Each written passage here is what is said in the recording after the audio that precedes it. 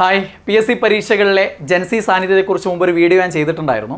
ആ ഒരു വീഡിയോയുടെ താഴെ ഇഷ്ടം പോലെ കമൻറ്റുകളായിരുന്നു. ജെൻസികളെ കുറ്റപ്പെടുത്തിക്കൊണ്ടും ഒരു മില്ലിനിയലായിട്ടുള്ള എനിക്ക് തെരുവിളിച്ചുകൊണ്ടും പിന്നെ ജെൻസികൾ വെറും മയക്കുമരുന്നും MDMA അങ്ങനെയുള്ള മയക്കുമരുന്നുകൾക്ക് പിറകെയാണെന്നൊക്കെയുള്ള ഇഷ്ടം പോലെ കമൻറ്റുകൾ ഉണ്ടായിരുന്നു.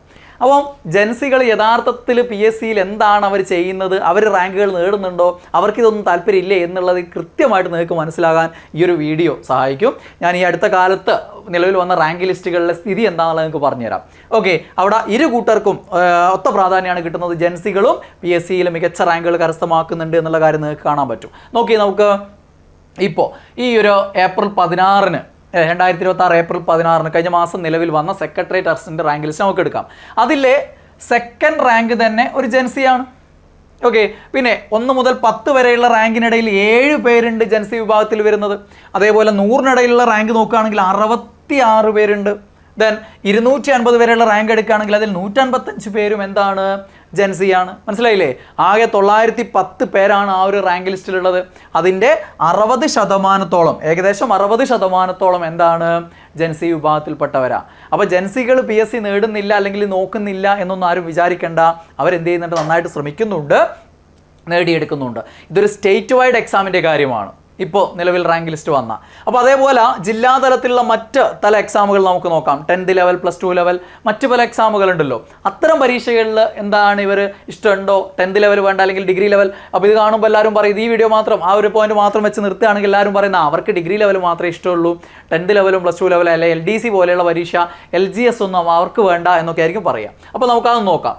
ദ അസിസ്റ്റന്റ് സെയിൽസ്മാൻ ഈ ഒരു ഫെബ്രുവരിയിൽ വന്നതാണ്. 2026 ഫെബ്രുവരിയിൽ റാങ്ക് ലിസ്റ്റ് വന്ന ഒരു അസിസ്റ്റന്റ് സെയിൽസ്മാൻ ആലപ്പുഴ എടുക്കാം. ഞാൻ എല്ലാ ജില്ല എടുക്കുന്നില്ല, പെട്ടെന്ന് റാങ്ക് ലിസ്റ്റ് അടിച്ച് നോക്കുമ്പോൾ ഏതെങ്കിലും ഒരു ജില്ല വരുമ്പോൾ ആ ജില്ലേൻ്റെ അങ്ങ് എടുത്തതാണ്. ഓക്കെ, അത് ഏത് ജില്ല നോക്കിയാലും ഏകദേശം ഇതേ ഒരു റേഞ്ച് തന്നെയാണ് എല്ലാ ഒട്ടുമിക്ക ജില്ലകളിലും ഉള്ളത്. അപ്പോൾ ആലപ്പുഴ എടുക്കുകയാണെങ്കിൽ അവിടെ ഫസ്റ്റ് റാങ്ക് തന്നെ നേടിയിരിക്കുന്ന ഒരു ജെൻസിയാണ്. ഓക്കെ, 1 മുതൽ 10-നിടയിൽ 5 പേര്, പകുതിയോളം പേര് എന്താണ്, ജെൻസി വിഭാഗത്തിൽപ്പെടുന്നവരാണ്. ദെൻ 100 വരെയുള്ള റാങ്ക് നോക്കുകയാണെങ്കിൽ 48ഓളം പേരും ജെൻസി വിഭാഗത്തിലുള്ളതാണ്. അപ്പോൾ ആകെ 178 പേരുടെ റാങ്ക് ലിസ്റ്റാണത്. അതിൽ 83 ആൾ, ഏകദേശം പകുതിയോളം ആളുകൾ എന്താണ്, ജെൻസി വിഭാഗക്കാരാണ്. അപ്പോൾ ജെൻസിക്കും സർക്കാർ ജോലി ഇഷ്ടമാണ് എന്നുള്ള ആ ഒരു വീഡിയോയിലായിരുന്നു ഇത്രയും അധിക്ഷേപം വന്നത് ജെൻസിക്കെതിരെ. അപ്പം അവർ മികച്ച റാങ്കുകൾ എല്ലാവരോടൊപ്പം തന്നെ, നിങ്ങളോടൊപ്പം തന്നെ, നിങ്ങളെന്ന് പറയുമ്പോൾ ഈ കൂട്ടത്തിലും 2 വിഭാഗം ഉണ്ടാവും, നിങ്ങളോടൊപ്പം തന്നെ മത്സരിക്കുന്നുണ്ട്, നിങ്ങളോടൊപ്പം തന്നെ റാങ്കുകൾ മികച്ചത് നേടുന്നുണ്ട്. അപ്പം ഇരു കൂട്ടരും നന്നായിട്ട് മത്സരിക്കുക, എല്ലാവർക്കും നേടാൻ പറ്റുന്നതാണെന്ന്. അതായത് പകുതി പേര് ഇത് നേടിയിട്ടുണ്ടെങ്കിൽ ബാക്കി പകുതി പേര് മറ്റുള്ളവരാണ്. മനസ്സിലായില്ലേ?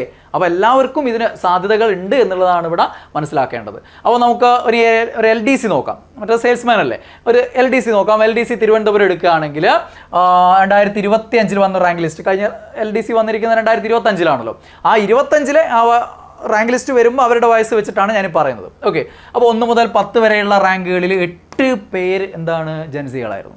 ഫസ്റ്റ് റാങ്ക് നേടിയതും അവിടെ LDCയുടെ കാര്യത്തിൽ ഒരു ജെൻസിയാണ്. ദെൻ 1 മുതൽ 100 വരെയുള്ള 59 പേരും ജെൻസി ആയിരുന്നു. ആകെ 1079 പേരാണ് ആ റാങ്ക് ലിസ്റ്റിലുള്ളത്.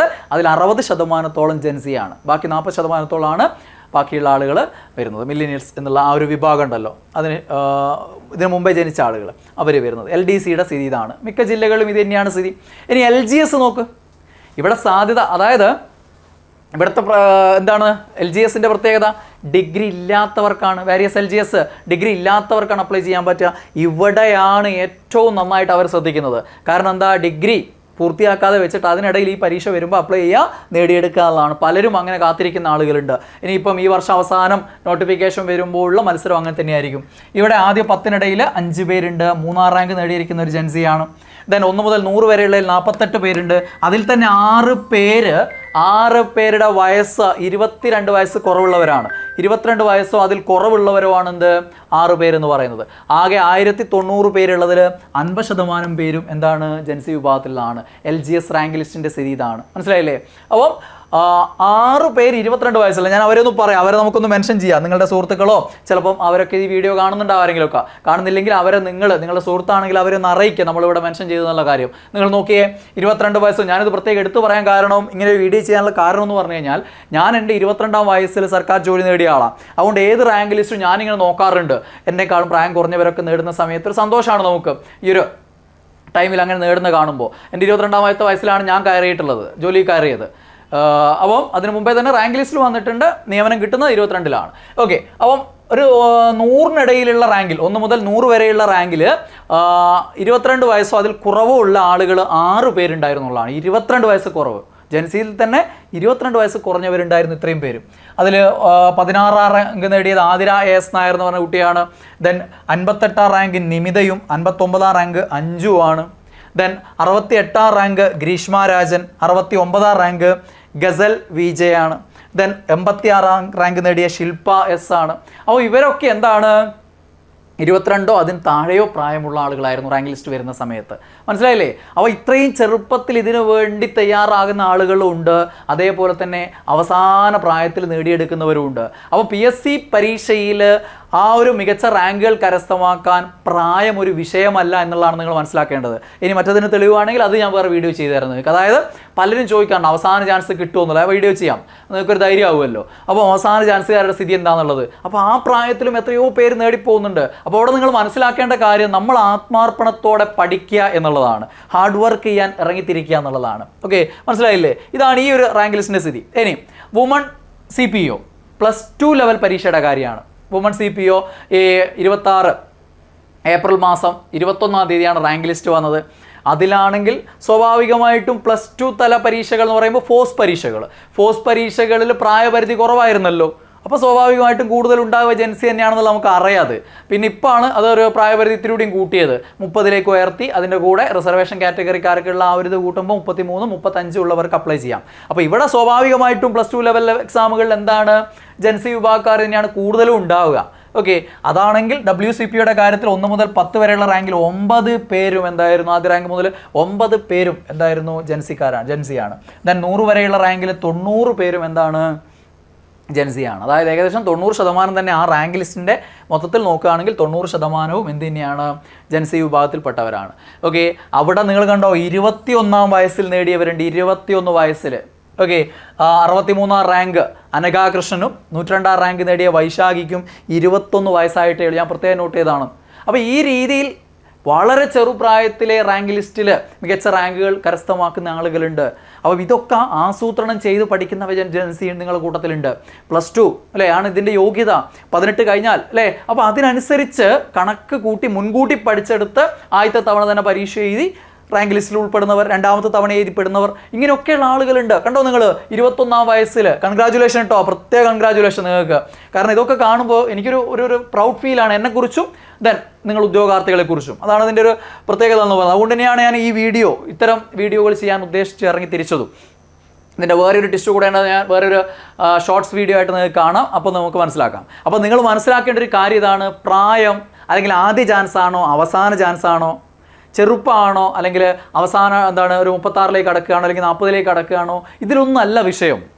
നിങ്ങൾ എത്രത്തോളം നന്നായിട്ട് ഇതിനെ ഇറങ്ങിത്തിരിക്കുന്നു.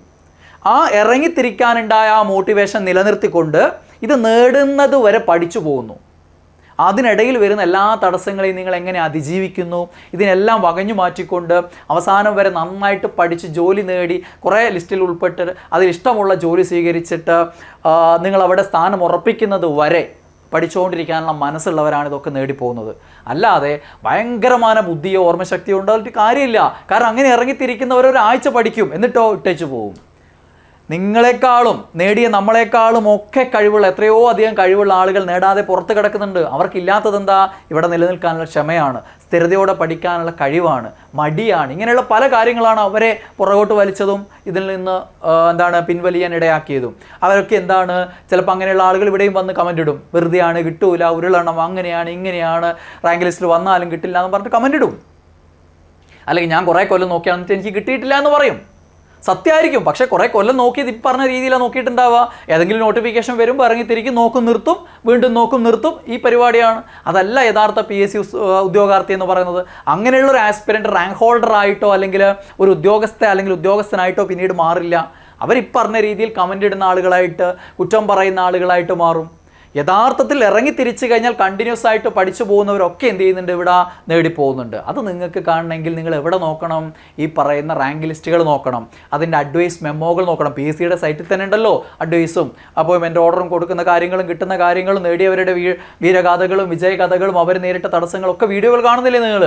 അപ്പം ഇറങ്ങി തിരിച്ചു കഴിഞ്ഞാൽ പിന്നെ നെഗറ്റീവിനെ കുറിച്ച് ചിന്തിക്കാതെ മുന്നോട്ട് പോയി കഴിഞ്ഞാൽ പ്രായം ഒരു പ്രശ്നമല്ല. ഏത് ചെറുപ്രായത്തിലും നിങ്ങളുടെ അവസാന ചാൻസിലാണെങ്കിലും ആദ്യ ചാൻസിലാണെങ്കിലും നേടാൻ നിങ്ങൾക്കിത് പറ്റുമെന്നുള്ളത് എൻ്റെ അനുഭവമാണ്. എൻ്റെ മുൻപേ എത്രയോ ആളുകൾ നേടിയിട്ടുണ്ട്, അവരുടെ അനുഭവമാണ്. എനിക്ക് ശേഷം എത്രയോ ആളുകൾ നേടിയിട്ടുണ്ട്, അവരുടെ അനുഭവമാണ്.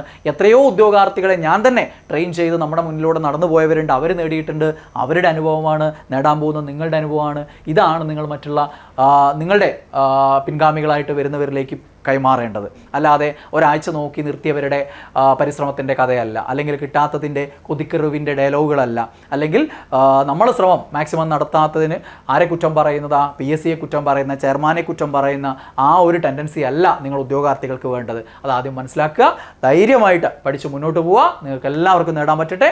All the best.